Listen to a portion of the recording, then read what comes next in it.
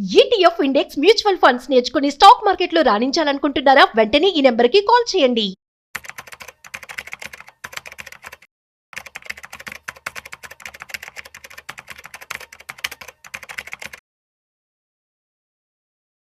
Sir నమస్తే sir. నమస్తే అండి. సార్ సుందరరెడ్డి గారు, ఈ యాంథ్రోపిక్ ఐటీ టూల్ ఉంది కదా, ఇది ఐటీ కంపెనీలకు నిద్ర లేకుండా చేస్తుందంట. ఆల్మోస్ట్ ఇన్ఫోసిస్, టీసీఎస్ కి సంబంధించిన స్టాక్స్ కూడా బాగా క్రాష్ అయినాయంట. సో మొత్తానికి యాంథ్రోపిక్ ఇన్ ఐటీ టూల్ ఇవాళ ప్రపంచ ఐటీ రంగాన్ని భయపెడుతోందంటూ కూడా మనకి వార్తా కథనాలు చాలా ఎక్కువ వస్తున్నాయి. సో ఏంటి అసలు ఈ యాంథ్రోపిక్ ఐటీ టూల్ ఈ ఐటీ కంపెనీలను ఏ రేంజ్ లో వణికిస్తోంది అసలు? బేసికల్ గా ఇది ఏఐ ఏజెంట్ అండి, వాళ్ళు రిలీజ్ చేశారు. ఆంథ్రోపిక్ వాళ్ళు ఒక ఏఐ ఏజెంట్, నేమ్ ఏంటంటే క్లాడ్ కోవర్క్ అని చెప్పేసి ఒక ఏజెంట్ ఏ అనమాట. దాన్ని ఓపెన్ చేశారు, రిలీజ్ చేశారు.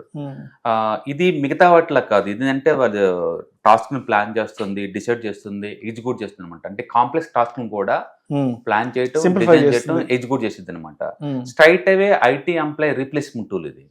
ఇప్పుడు దాకా వాళ్ళకి సపోర్ట్ చేసుకునే టూల్స్ ఉన్నాయి, లేదా ఇన్ఫర్మేషన్ పాస్ చేసే ఉన్నాయి. ఇది ఎట్లా కాదు, వాళ్ళని రీప్లేస్ చేసే టూల్ అనమాట. అంటే సింపుల్ చెప్పాలంటే ఇది క్వశ్చన్ ఆన్సర్ చేయడం కాదు, టాస్క్ ని పర్ఫామ్ చేస్తుంది హ్యూమన్ ఎర్రర్స్ లేకుండా, హ్యూమన్ ఇన్వాల్వ్మెంట్ లేకుండా. అంటే సింపుల్ చెప్పాలంటే documentation, analysis, reporting and testing and complaints, coordination, అన్ని టాస్క్ మొత్తం చేసే ఒక టూల్ అనమాట. సింపుల్ చెప్పాలంటే ఎంప్లాయ్ తీసుకునే బదులు దీన్ని తీసుకుంటే సరిపోతుంది. అందుకని 100 మంది ఎంప్లాయ్ దగ్గర 2 ఎంప్లాయీస్ తోటి ఈ టూల్ పెట్టుకుని మనం చేసుకోవచ్చు అనమాట. సింపుల్ చెప్పంటే 100% కోడింగ్ ని ఆటోమేషన్ చేసే టూల్ అనమాట ఇది. సో న్యాచురల్ గానే అసిస్టెంట్ దగ్గర నుంచి రీప్లేస్మెంట్ ఫస్ట్ టైం ఐటీ ఇండస్ట్రీలో ఫస్ట్ టైం. ఇప్పుడు దాకా అసిస్టెంట్ కోసం ఏ టూల్స్ వచ్చినాయి, ఇప్పుడు లేదు, రీప్లేస్మెంట్ డైరెక్ట్ గా. అందుకని ఇంకా టీంలో 100 మంది 200 మంది ఉండరు ఇక ముందు రోజుల్లో. ఈ టూల్స్ ఉంటే జాబ్స్ ఎక్కువ అవుట్సోర్స్ రావుగా, ఇంటర్నల్ గానీ చిన్న చిన్న డివిజన్లు మెయింటైన్ చేసే స్థాయికి వచ్చింది అనమాట. Particular data analytics, legal reporting, వీటన్నిటికీ చాలా ప్రాబ్లం అనమాట. సో ఇది ఉండటం వల్ల ఏంటంటే ఐటీ స్పెండింగ్ తగ్గిపోద్ది ఆటోమేటిక్ గా. ఇప్పుడు దాకా ట్రెడిషనల్ కూడా ఐటీ బిల్డింగ్ మోడల్స్ అన్ని రీడెఫైన్ కాకపోతుంది అనమాట. అందుకని ఇప్పుడున్న కంపెనీస్ ఎన్ని సర్వే అవుతాయో, ఎన్ని లాంగ్ టర్మ్ ఉండిపోతే మనకు తెలియదు అనమాట. ఇవి మొత్తానికైతే గ్లోబల్ మార్కెట్స్ మొత్తం నెగిటివ్ రియాక్ట్ అయినాయి. అండ్ అన్ని దేశాల్లో అన్ని స్టాక్స్ కొలాప్స్ అవుతున్నాయి. అండ్ ఇండియాలో కూడా ఈ రోజు ఆల్మోస్ట్ 6% దాకా ఇంట్రాడేలో డ్రాప్ అయింది అనమాట. అండ్ ఇండియాలో ఏ కంపెనీస్ దీని ద్వారా ఎఫెక్ట్ కాబోతున్నాయి అంటే, అండ్ ఒకటి టాటా కన్సల్టెన్సీ వాళ్ళది ఏ ఆటోమేషన్ టూల్స్ ఉంది వాళ్ళ దగ్గర. టాటా వాళ్ళు కూడా చాలా ఖర్చు పెడుతున్నారు. వాళ్ళు రొటీన్ కోడింగ్, టెస్టింగ్, డాక్యుమెంటేషన్ వీటన్నిటి కోసం టూల్ డెవలప్ చేసుకున్నారు, అవి ఎఫెక్టివ్ అవుతాయి. అండ్ ఇన్ఫోసిస్ వాళ్ళ దగ్గర రిపిటేటివ్ ఐటీ కన్సల్టెన్సీ టాస్క్ కోసం ఒకటి ఉంది, ఏ సబ్స్టిట్యూషన్ అనమాట, వాళ్ళు ఎఫెక్ట్ అవుతారు. ఇప్పుడు వాళ్ళు స్టాకింగ్ దగ్గర హెవీ ప్రాజెక్టుల కోసం ఏ టూల్స్ వాడుతున్నారు, వాళ్ళు ఎఫెక్ట్ అవుతారు. హెచ్ఎల్ టెక్నాలజీలు ఇన్ఫ్రాంట్ అప్లికేషన్ సపోర్టెడ్ టూల్స్ ఉన్నాయి, వాళ్ళు ఎఫెక్ట్ అవుతారు. టెక్ మహీంద్రా దగ్గర టెలికామ్ అండ్ ఎంటర్ప్రైజ్ సాఫ్ట్వేర్స్ ఉన్నాయి, వాళ్ళు ఎఫెక్ట్ అవుతారు. ఎల్ఎన్టీ మైంట్రీ వాళ్ళు analytics, report and development tools ఉన్నాయి, వాళ్ళు ఎఫెక్ట్ అవుతారు. ఎంపసిస్ వాళ్ళు పర్సిస్టెంట్ సిస్టమ్, క్లయింట్, కోపోర్స్, Arun pro solutions, Infotech enterprise, ఒకళ్ళే కాదండి, మొత్తం ఎంటైర్ ఇండస్ట్రీలో అన్ని ట్రెడిషనల్ బిజినెస్ మోడల్ అన్ని ఎఫెక్ట్ అవుతాయి. అంటే స్టార్ట్అప్ కంపెనీస్ కి మాత్రం చాలా అడ్వాంటేజ్ అనమాట దీనివల్ల. ఎందుకంటే లేటెస్ట్ గా వస్తున్నారు కాబట్టి ఏ టూల్స్ మాక్సిమం వాడతారు. అందుకని ట్రెడిషనల్ గా ఇప్పుడు దాకా రన్ అవుతున్న బిజినెస్ మోడల్ కి స్ట్రైట్ అవే ఛాలెంజెస్ అనమాట. మొత్తానికి ఏఐ సపోర్ట్ చేసే స్టేజ్ దగ్గర నుంచి రీప్లేస్మెంట్ చేసే స్టేజ్కి ఎదిగింది. అండ్ సింపుల్ చెప్పాలంటే ఏఐ కనుక డీప్ సీ కనుక ఎలాంటి ప్రకంపనలు ఇచ్చిందో, ఐటీ ఎంప్లాయీస్ కి ఇప్పుడు యాంథ్రోపిక్ వాళ్ళ ఏఐ ఏజెంట్ ఏదైతే రిలీజ్ చేశారో క్లాడ్ కోవర్క్ ఖచ్చితంగా ఛాలెంజ్ చేస్తాయి. దాంతో వరల్డ్ వైడ్ గా ప్రకంపనలు బిగిన్ అవుతాయి. సార్ అదేవిధంగా మన ఇండియాలో ఆరకిల్ కంపెనీ నుంచి కూడా దాదాపు 30,000 మందిని లే ఆఫ్ చేస్తున్నట్లుగా కూడా ఒక న్యూస్ ఒకటి వచ్చింది, చదువుతాను.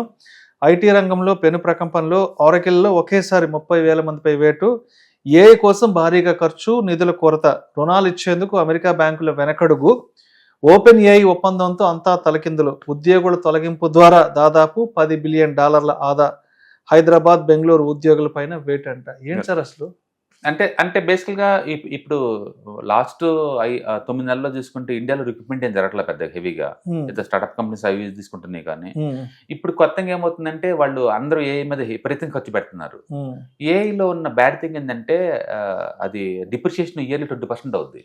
అంటే వాళ్ళు ఏ సర్వర్లు తీసుకున్నా సరే with in 5 years K zero అయిపోద్ది వాటి వాల్యూ. ఇన్వెస్ట్మెంట్ హెవీగా చేయాలి. ఇప్పటికే అమెరికాలో లేదు, ప్రతి కంపెనీ దారుణంగా, అంటే టెక్ వరల్డ్ లోనే ద బిగ్గెస్ట్ ఫండ్ రైజింగ్ అంటే 2025 అండి. అందరూ ఏఐ మీద భారీ లక్షల కోట్లు ఖర్చు పెడుతున్నారు. ఇప్పుడు ఏంటంటే చివరికి అక్కడ అమెరికన్ బ్యాంకులు కూడా వెనకడికి ఎత్తున్నాయి ఏఐ మీద లోన్లు ఇవ్వడానికి ఫర్దర్ గా. ఇప్పుడు అరకిల్లో ఏం చేస్తున్నారంటే వర్క్ హెవీగా వస్తుంది వాళ్ళకి, దాంతో ఖర్చులు తగ్గించుకోవడం కోసం ఎంప్లాయీస్ మీద టార్గెట్ పెడుతున్నారు.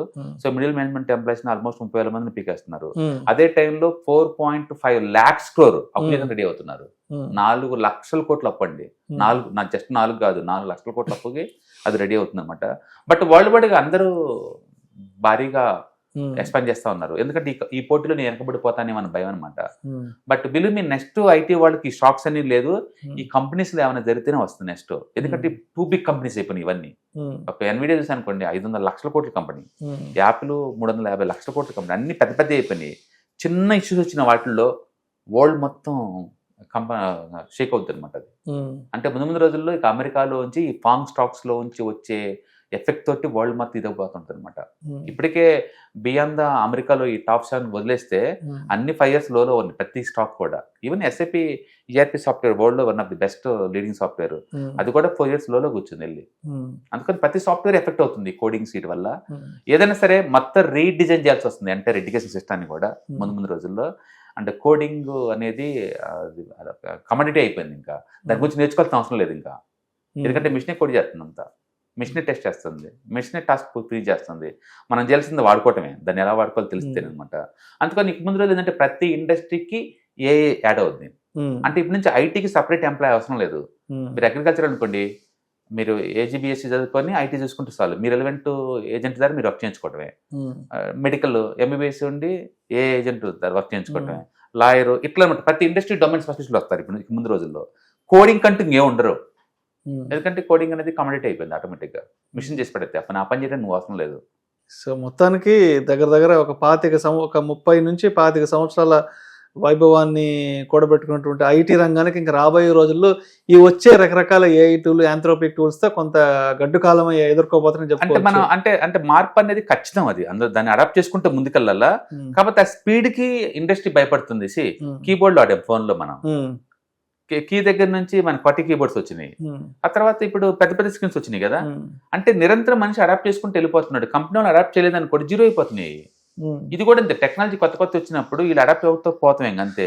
అడాప్షన్ లేకపోతే జీరో అయిపోతాయి. టెక్నాలజీ ఇంకా తొందరగా జీరో అయిపోతాయి. ఎందుకంటే సింగిల్ డేకి 20% పడుతుంది ఈ రోజుల్లో. 5 days చాలు గట్టిగా మార్కెట్ వర్స్ట్గా ఉన్నప్పుడు, మళ్ళీ రికవర్ అవ్వాలి ఈజీగా. అందుకని టూ మచ్ డేంజరస్ సిచ్యువేషన్ లో ఉంది ఐటీ ఇండస్ట్రీ.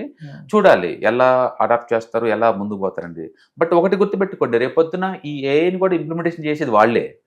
ఎంప్లాయీస్ తగ్గించవచ్చు, పెంచవచ్చు, వేరే సంగతి అదంతా. బట్ దాన్ని ఎవరు ఇంప్లిమెంటేషన్ చేస్తారంటే ఐటీ వాళ్ళే కదా. కాబట్టి ఇప్పుడు వీళ్ళందరూ ఇన్ని సంవత్సరాలు మేము పెట్టిన ఐటీ ఇండస్ట్రీ మేము పెట్టిన ఖర్చులన్నీ వేస్ట్ అయిపోతున్నాయి అనమాట. ఎందుకంటే ఆ టూల్ డైరెక్ట్గా ఛాలెంజ్ చేస్తుంది వీళ్ళని. ఏదైనా కానీ క్లయింట్ అయితే బార్గెన్ చేస్తారు, బిల్లింగ్ ఇంకా బాగా తగ్గిపోద్ది, కొత్త ఎంప్లాయీస్ అవసరం లేదు, ఉన్న ఎంప్లాయీస్ అయితే వర్క్ చేయించుకుంటా ఉంటారు, కొత్త అడ్వాన్స్ టూల్స్ అయితే ఇంకా ముందు రోజులు రాబోతుంటాయి. కాబట్టి ఆ ఏరియాలో ఇక జాబ్స్ టూ మచ్ క్రియేట్ అవ్వవు. అందుకని ఇండియా వాళ్ళు సంవత్సరానికి 18 లక్షల బీటెక్ సీట్లు ప్రొడ్యూస్ చేయడం అవసరం అంటే అచ్చం కోడింగ్ కోసం అయితే ఖచ్చితంగా అవసరం లేదు.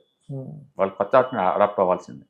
February 14th నుంచి 16th వరకు 3 days డైలీ 2 hours చొప్పున ఆన్లైన్లో ETFs, index funds, mutual fund webinar జరుగుతుంది. సో మీరు ఎవరైనా మార్కెట్కి కొత్తగా ఇన్వెస్ట్మెంట్ చేద్దాం అనుకున్నా, ఆల్రెడీ పోర్ట్ఫోలియో బాగా బ్లీడ్ అవుతూ సేఫ్టీగా సెక్యూర్గా లాంగ్ టర్మ్లో మనీ మేక్ చేద్దామన్నా కూడా ఈ ప్రోగ్రామ్ మీకు బాగా యూజ్ అవుతుందండి. దీంట్లో ఈటీఎఫ్స్ అంటే ఏంటి, ఇండెక్స్ ఫండ్స్ అంటే ఏంటి, మ్యూచువల్ ఫండ్స్ అంటే ఏంటి, వీటిని ఎలా ట్రాక్ చేసుకోవచ్చు, బెస్ట్ వాటిని ఎలా పిక్ చేసుకోవచ్చు, లాంటి టెక్నిక్స్ నేర్పుతారు. టోటల్ ప్రోగ్రామ్ వచ్చి 6 hours ఉంటుంది. డైలీ 2 hours చొప్పున 3 days ప్రోగ్రామ్ అనమాట ఇది. సో February 14th నుంచి 16th వరకు ఉంటుంది. ఇంట్రెస్ట్ ఉన్న పార్టిసిపెంట్స్ కింద స్క్రోల్ అవుతున్న నెంబర్పై కాల్ చేయడం వల్ల మా టీం వాళ్ళు హెల్ప్ చేస్తుంటారు మీకు ఎన్రోల్మెంట్కి. Thank you.